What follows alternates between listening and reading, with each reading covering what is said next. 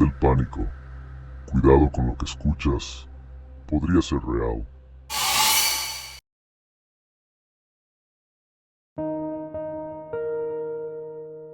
El umbral del pánico presenta La Casa del Olvido, una historia donde el misterio y el miedo se entrelazan en cada rincón.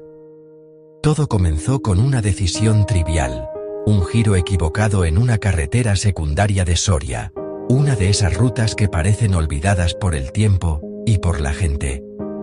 Soy Javier, periodista, buscando un reportaje con misterio en pueblos abandonados, siempre atraído por lo desconocido y las historias que nadie se atreve a contar.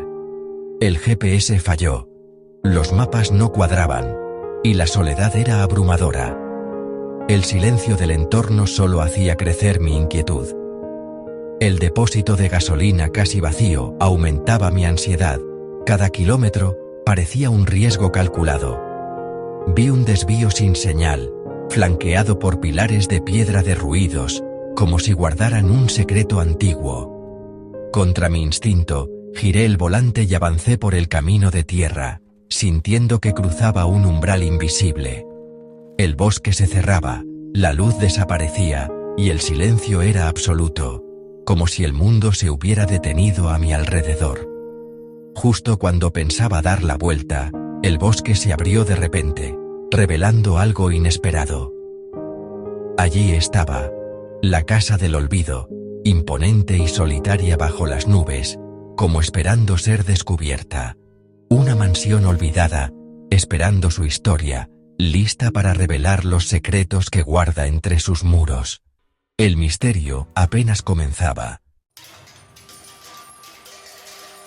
Exploré la planta baja, encontrando un salón con un piano mudo y retratos antiguos.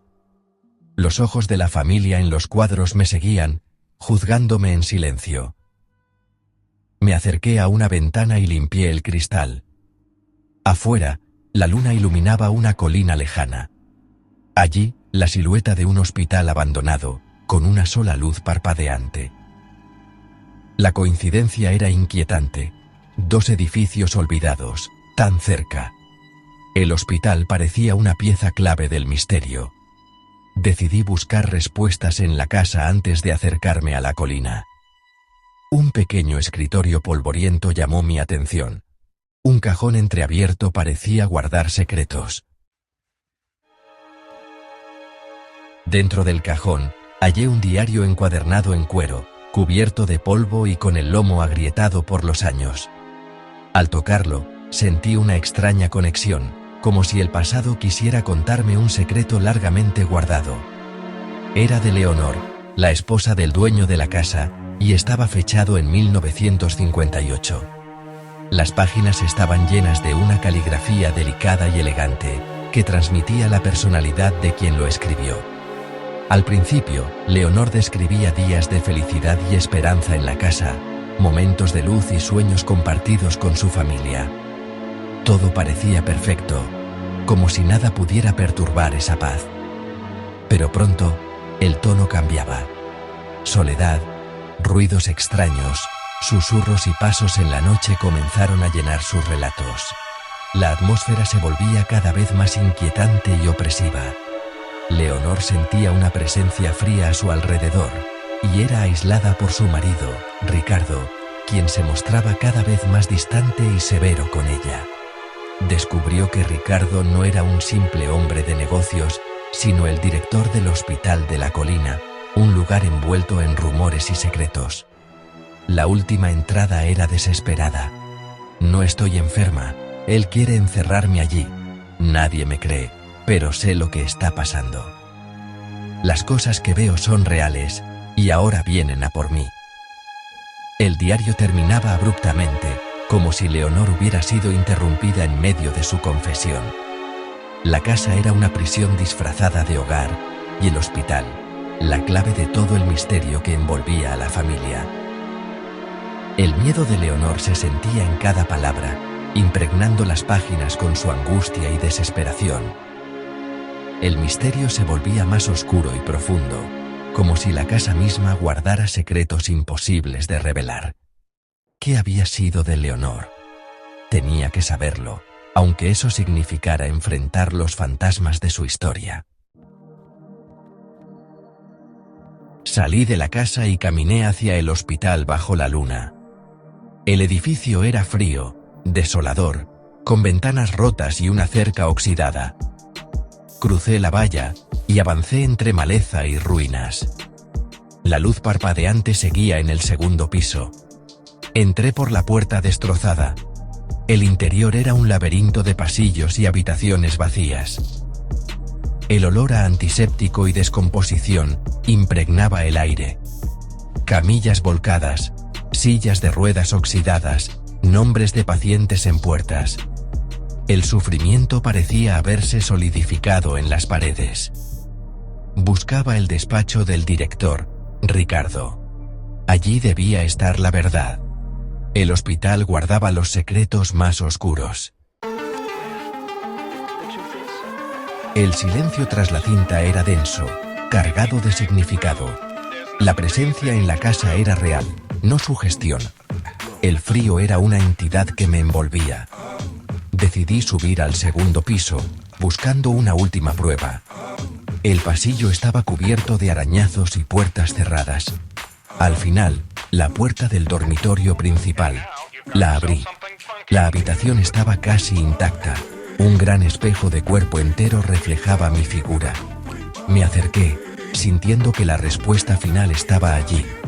El polvo cubría el cristal, pero la imagen era nítida. Algo me atraía hacia el espejo.